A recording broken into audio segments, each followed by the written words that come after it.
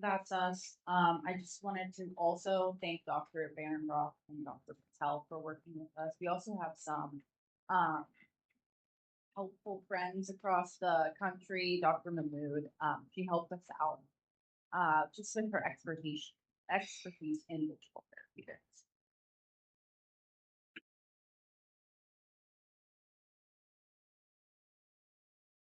Okay, so we'll start with background and goals. Digital therapeutics are software designed to diagnose, monitor, or treat diseases. Hence why I messed up earlier. I figured I'd just wait for this.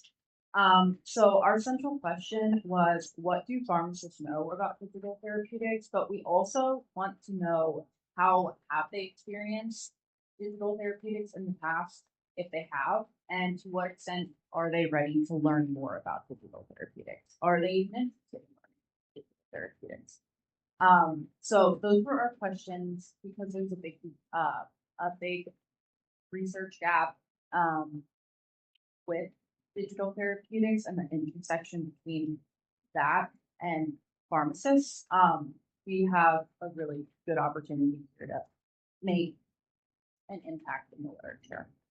So last year we kind of went through current landscape of digital therapeutics, like I mentioned before. We're currently trying to develop and finalize that survey. We went through the questions previously. We'll probably have that finalized by the beginning of next semester. And so we're just going to develop that tool to assess digital therapeutics with pharmacists practicing in all kinds. So like Emily said, my name's Kate. I'll go over kind of a little bit of our progress. So like she mentioned, we started this project last semester. And last semester was kind of just getting an overview of what digital therapeutics are, what research has been done on them. And then we spent a lot of time defining our scope, figuring out exactly what we wanted to know about pharmacist interaction with digital therapeutics, because that's kind of a broad topic area. And then we drafted some preliminary survey questions and met with project stakeholders like Dr. Ravi to kind of figure out where we were going with that. So then going into this semester, we wanted to draft our final survey. So we kind of rewrote a lot of the questions and focused it in a little bit more given our deeper understanding of what digital therapeutics are. So I guess a little more detail on that. They're usually in the form of an app that you can get a prescription for that will treat a condition, like usually something more like insomnia, ADHD, but there's some for monitoring diabetes and hypertension.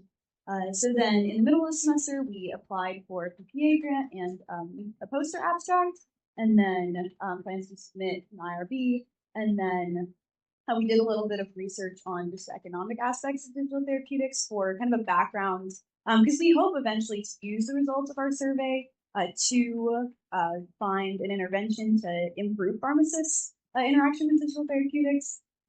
So the survey would provide a little bit of background on that. And then looking at kind of just the results of the preliminary research we've done on that, we'll continue doing research into next semester. But looking at the cost of digital therapeutics, because they are rather expensive for patients, usually in the hundreds of dollars per year, which is not very affordable for many people. So then with a lot of the issues that the digital therapeutics companies are running into with getting insurance coverage for these, taking alternate routes of funding and compensation, and then just like based on all of that, we think that pharmacists can probably provide more information and counseling to patients with digital therapeutics rather than that dispensing role. We would hope to use the survey to inform the feasibility and means of integrating pharmacists into the digital therapeutics landscape in more of an informational role in counseling services, and then looking forward to next semester. In the future, we hope to pilot the survey and then launch it, gather data, have a focus group, and then analyze the results to hopefully move towards an intervention. So, I just wanted to follow up and let you guys know that the PPA poster abstract was approved, so we're going to be presenting at PPA in the spring. And then depending on how our quantitative survey goes, that will kind of inform how we run our focus groups. And then hopefully we can move on and do something like Dr. Berenbrok did with the OTC hearing aid application, just to kind of teach more about digital therapeutics where we can. But also we are looking for some younger kiddos to help us out and maybe help us continue this work if they're interested. So if you know anyone kind of interested in digital therapeutics and they're good at technology, just